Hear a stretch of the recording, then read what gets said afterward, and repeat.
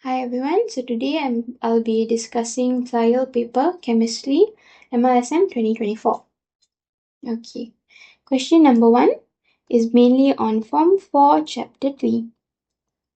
Raja 1 tunjukkan lukisan model molekul bagi dua ahli siri homolog asid karboksilik.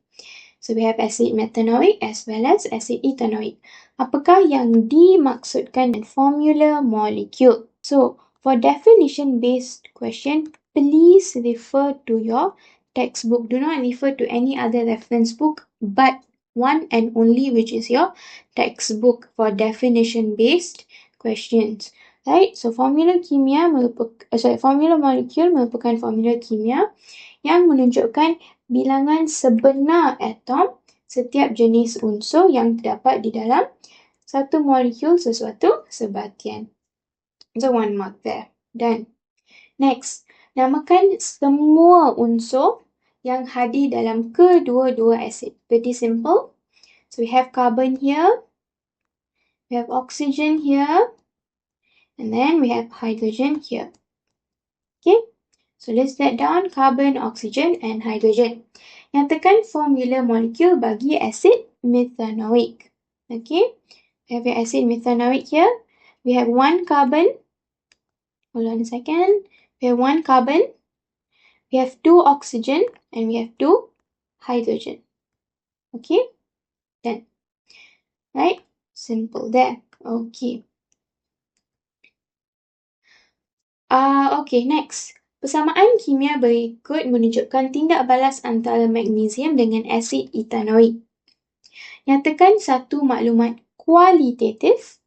So, maklumat kualitatif is basically information on about the bahan tindak balas as well as the hasil tindak balas. Where else?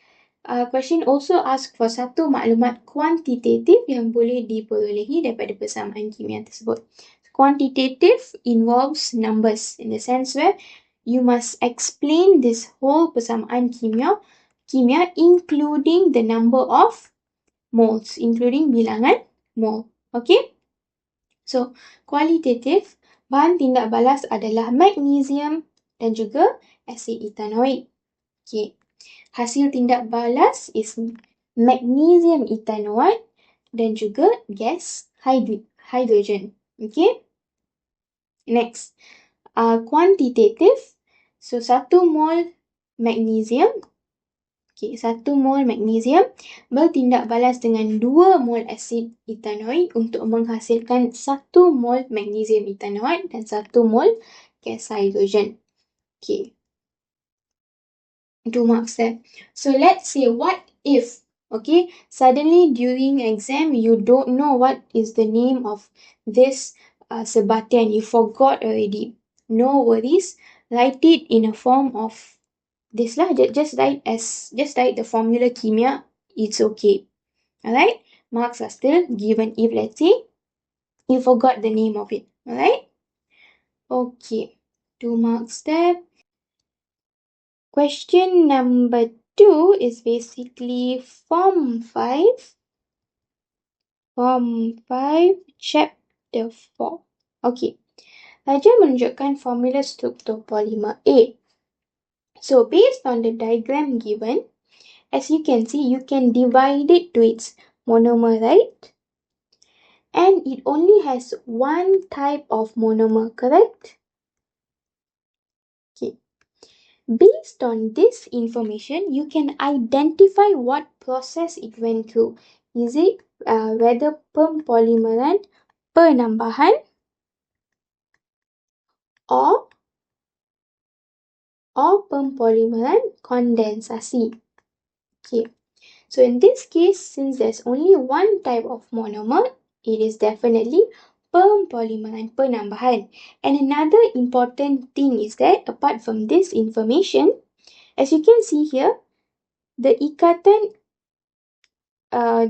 ikatan between 2 carbons is only ikatan covalent tunggal. It's not ikatan covalent ganda 2. Alright, so that's why this polymer A when through pempolimeran penambahan. Kondensasi pula, it will basically involve two type of monomer. Okay? So, pempolimeran penambahan is basically where the ikatan kovalen ganda dua, right? This ikatan kovalen ganda dua will break, alright? Or it akan membuka, in the sense where it will look like this. Okay? It will look like that. And since there's nothing here to be paired with, another monomer will come in, and so goes on the chain. That's how polymers are created. Okay? So now let's continue with the question. Question 1, apakah yang dimaksudkan dengan polymer? Again, definition-based question, so please refer to your textbook. So, polymer merupakan molekul berantai panjang yang terhasil daripada pencantuman, banyak ulangan unit asas. One mark there. Lukiskan formula struktur monomer bagi polimer A.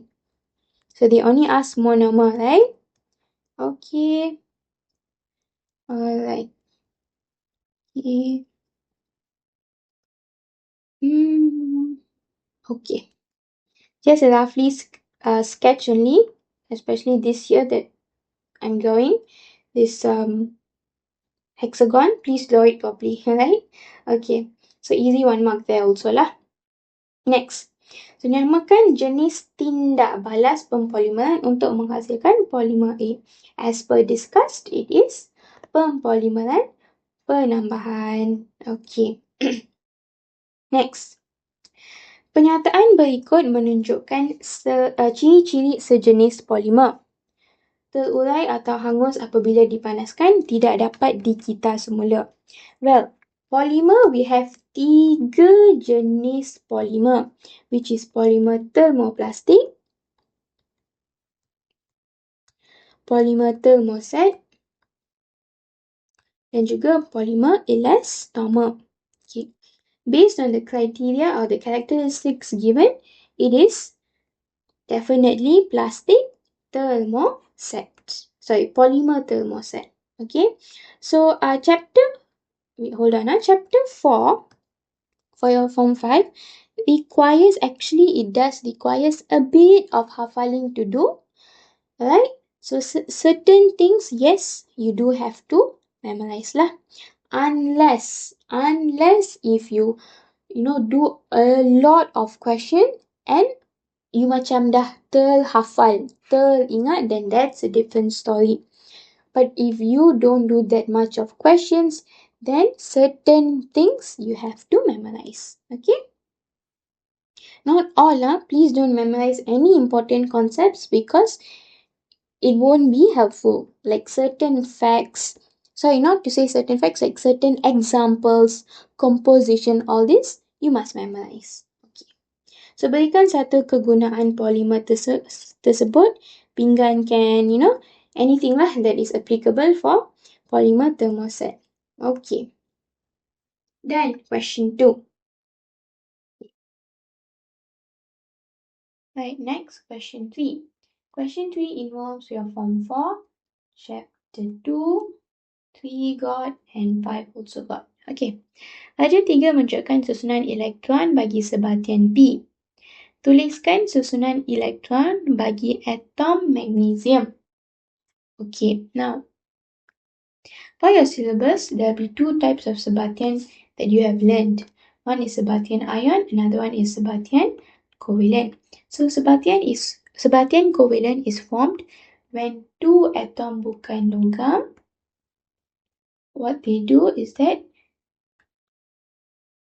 they will share their electrons in order to achieve stable octet electron arrangement. Okay, untuk mencapai susunan elektron octet yang stabil. Next, ion on the other hand, okay, it occurs when atom logam, right, atom logam, what is this, will bertindak balas dengan atom bukan logam through pemindahan elektron. Okay, through pemindahan elektron, where atom logam has a higher tendency to lose electrons, whereas atom bukan logam has a higher tendency to gain electrons. Okay, now based on this diagram here, okay, as you can see, ion at the top right for this ion magnesium here, there's 2 positive, which means atom magnesium gave up 2 of its electron to form ion magnesium, which has already achieved stable electron configuration, stable octet electron arrangement, A2A2. So this would be your electron arrangement. Next, nyatakan jenis ikatan dalam sebatian P. So this whole sebatian P is basically sebatian ion. So obviously the ikatan that is formed is ikatan ion. Next, tuliskan persamaan kimia bagi pembentukan sebatian P. So atom magnesium reacted with oxygen to form magnesium oxide, correct? Do you know why there's 2 down here? Because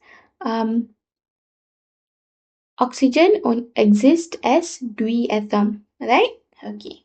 So now your chemical equation here is not balanced, so you balance it out, and there you go, right? Okay. So this is your complete chemical equation lah, right? Make sure to balance your chemical equation. Okay, next. Hitung isi padu gas oksigen yang diperlukan pada keadaan bilik untuk bertindak balas dengan 0.5 mol magnesium.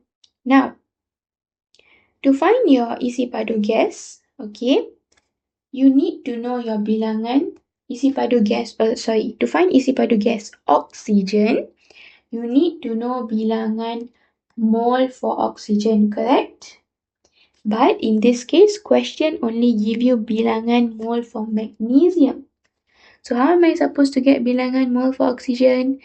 Yes, it's through the ratio, through nisbah, you see?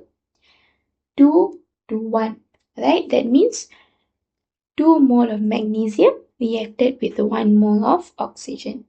So you use that ratio and you'll get your bilangan mole for oxygen. And with that bilangan mole, you times with 24 dm. Yeah, you times it with 24 and you'll get 6 dm cube. Alright, that's it. 2 marks there. 1 mark here and 1 mark here. Done. Alright. Question 4 is basically form 4, chapter 8. Jadual 1 menunjukkan maklumat komposisi bagi kaca R dan S yang digunakan dengan meluas dalam kehidupan seharian. So we have 2 types of kaca. Okay, this is the composition here. Nyatakan bahan Z. Now, to do kaca, the basic bahan asas bagi kaca is silika. Bahan yang paling asas to produce kaca is definitely silika. Okay? There we go. So in both this bahan, they didn't include silika lah. Okay, so bahan Z is silika. Next. Nyatakan jenis kaca R. Kaca R dan kaca S. So R, you have silica, natrium carbonate, calcium carbonate. S, on the other hand, you have silica, natrium carbonate, calcium carbonate with extra 2 more items, which is boron oxide and aluminium oxide. So this, your R would be kaca soda kapur, your S would be kaca borosilicate. Now, another thing that I forgot to mention is that Form 4 Chapter 8 requires you to hafal several things. Like all these compositions is something that you have to hafal. Okay, you have no choice but to hafal this. Unless if you do a lot of questions, sampai you teringat. Without you realizing, you teringat. Okay? If let's say you didn't do that much of questions, then you have no choice but to hafal. Memang chapter 8 requires you to hafal several things. Okay, so easy 2 marks there. Then. Next, Raja 4 menunjukkan bekas. Hold on a second. Raja 4 menunjukkan bekas yang boleh digunakan oleh Puan Saloma untuk menyimpan jeruk mangga. Okay. Pilih satu bekas yang sesuai untuk menyimpan jeruk mangga supaya tahan lebih lama. Wajarkan jawapan anda. Now, logically, which one would you go for? Definitely balang kaca. Why? Because, you see, on the other hand pula, you have metal, bekas logam.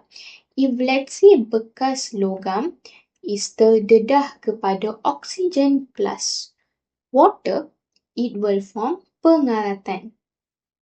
Okay? And this whole bekas logam is, it's not lutsina. You can't see through. So that is another, it's difficult for you to see, okay, how much jeruk mangga do I still have? So this is legap. You can't see through it. Legap. Okay? So we would definitely prefer balang kaca. Why? Because it is lutsina. You can see through how much jeruk mangga you have. It won't undergo pengaratan. It can sustain for a very long time. Okay, but then if let's say during exam you write bekas logam, it is also acceptable. Both answers are acceptable. Balang kaca can, bekas logam can. But at the end of the day, it depends on your explanation to it. Okay, but on a safer side, to be safer, just write balang kaca. Pilih satu bekas yang sesuai untuk menyimpan jeruk mangga supaya tahan lebih lama. Balang kaca lengai secara kimia. That means it doesn't undergo pengaratan, it is inert. So no reactions will happen, no reactions will occur. Or you can say it is lutsina. I can see through the balang kaca lah, see how much I have. Or, it'll be easier if it's see through. Okay, easy 2 marks there. Next. Baik, dalam penghasilan jentian kaca, kaca dipanaskan sehingga cair dan dilalukan kepada lubang-lubang yang halus. Dalam penghasilan jentian kaca, this is bahan komposit lah. Okay. Bahan komposit. Dalam penghasilan jentian kaca, kaca dipanaskan sehingga bla bla bla. Cadangkan bagaimana sifat jentian kaca dapat diperkukuhkan untuk membentuk jentian optik. Now, nyatakan satu sifat jentian optik. Okay, so they're asking you to name one of the cadangkan bagaimana sifat. Okay, cadangkan. How would you make jentian kaca even more stronger? Now, to produce jentian optik. Okay, jentian optik basically consists of jentian kaca and plastic. So, for you to make jentian optik, you need jentian kaca, yes, and you need to tambahkan plastik. Okay, one mark there. So, nyatakan satu sifat jentian optik. It is very much flexible or kekuatan mampatan tinggi. Right? Okay, if question asks satu, make sure you write satu only. Do not write 2 or 3. Why? Because let's just say, alright, okay.